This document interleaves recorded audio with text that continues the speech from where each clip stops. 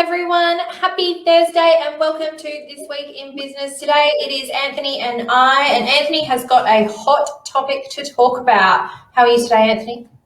I am fantastic. I'm not talking about lockdowns. I'm not talking about all the pivoting that people can't or are looking at doing in a very short period of time. What I'm talking about is... Thank goodness. I'm a bit over pivots, honestly. I think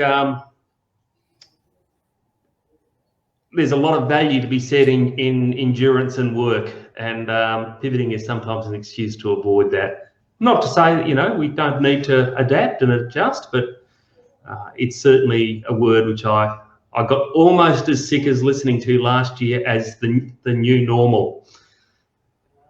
Yeah, I saw someone post on Monday about people pivoting already, like in the first few hours of our current lockdown, and all I could think was, oh, are we really back there? Because pivoting, it's a horrible word. It makes me just want to go, ugh. Yeah. It's like you should be standing by your business, and maybe you did pivot last year in the lockdown, but do you really need to pivot again right now? I don't know. Anyway, enough about lockdown, enough about COVID. We're going to be over it tomorrow. So, Anthony, talk to me. This is following on from our chat last week about pricing. You've gone and looked into some spending. I have looked at the spending part of the equation this week, and it's something which a lot of people ask us, which is a really simple question, but it's so hard to answer. How much should I be spending on marketing? Now, when we look at marketing in the full context of your business, it covers everything from the identification of your brand, your social media, any advertising you're doing, both on and offline. It covers the effort that you're putting into improving your customer experience. It's a really wide net to cast. And simple answers are generally wrong, but it's great to have a benchmark to start with and look at it compared to other people in your industry. So I've gone and had a look at the latest CMO magazine or CMO survey, which they've done. That's chief marketing officers around the world. They've looked at a lot of businesses, and typically the number for a business-to-business based offering is 4.8%. So that's of your total revenue equation. As a business-to-consumer based business, it's closer to 11.9 or near enough to 12% of your revenue. Now, those numbers can sound a little bit surprising when you look at, let's say you've got a small business turning over, let's call it $100,000 a year, because I can do the maths on that. We don't have Kingsley here to correct me. But if you're talking at 12% of 100,000 in a consumer-facing business, we're talking about exactly $12,000 a year that you're looking to spend in that marketing. Now, out of that $12,000, you're going to break it into a whole bunch of different things. You're going to have some online activities, you're going to have offline, you're going to have perhaps some advertising that you're doing, professional development for yourself as a business owner. You're going to have staff time that goes into it too, and your own time.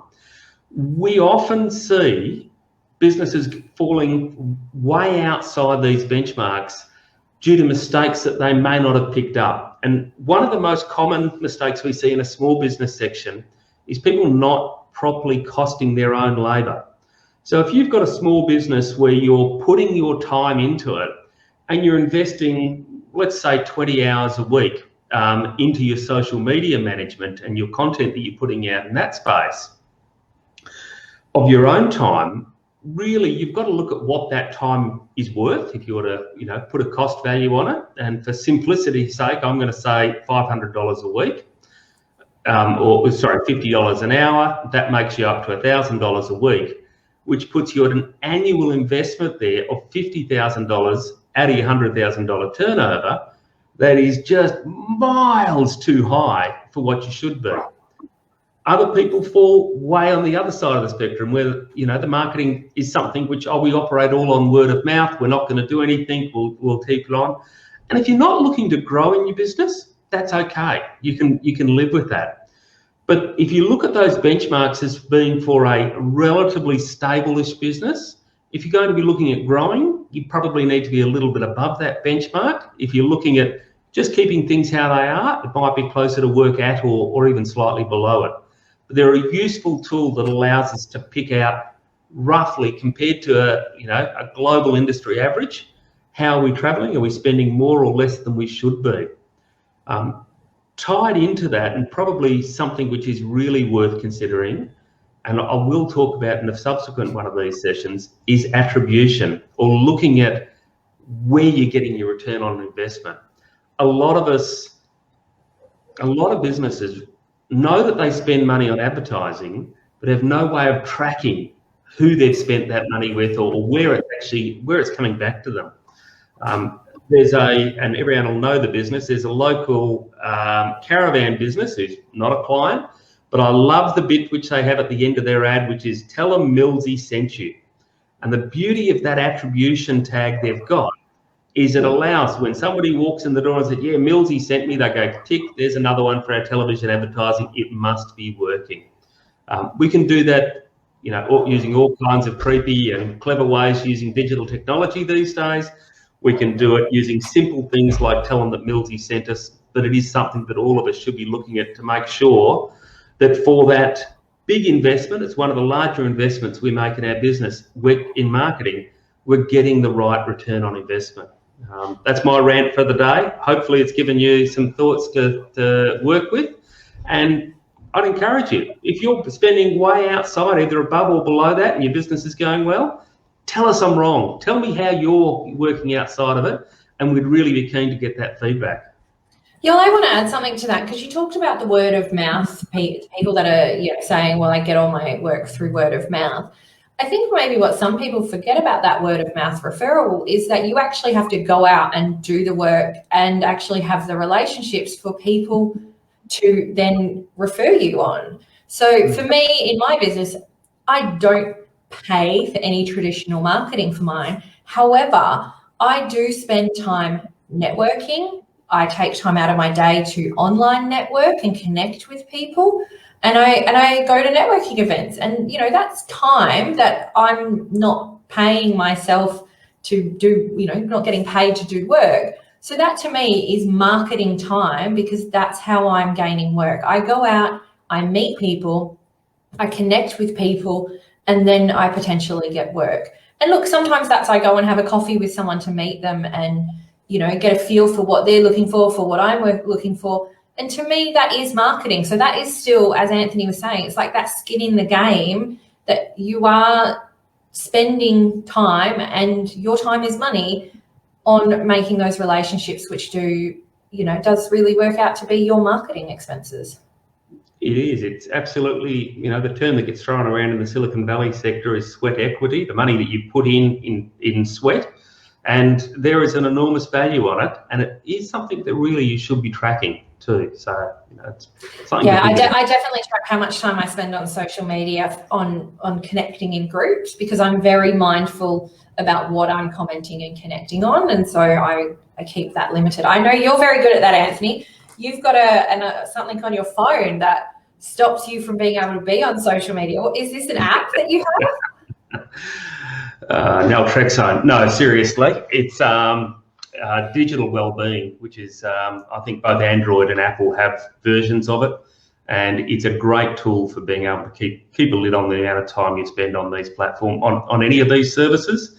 And, it's quite easy to be nowhere and everywhere at the same time. So I find it quite useful when it goes grey for the last minute, and then it turns off and says, you've done your dash of TikTok videos today, move on. I think I'm going to need to get that. I've become addicted to Instagram Reels. Oh, yes. So, yeah. Just watch them.